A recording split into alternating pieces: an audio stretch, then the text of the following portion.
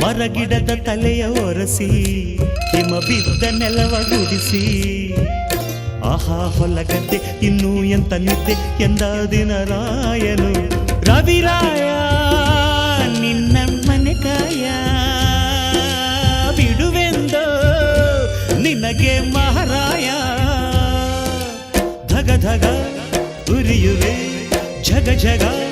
ಬೆಳಗುವೆ ನೀನು ಬರದೆ ದಿನವಿಲ್ಲ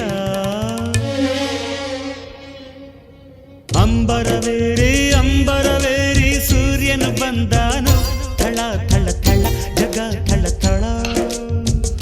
ಫಳ ಫಳ ಫಳ ಜಗ ಫಳ ಫಳ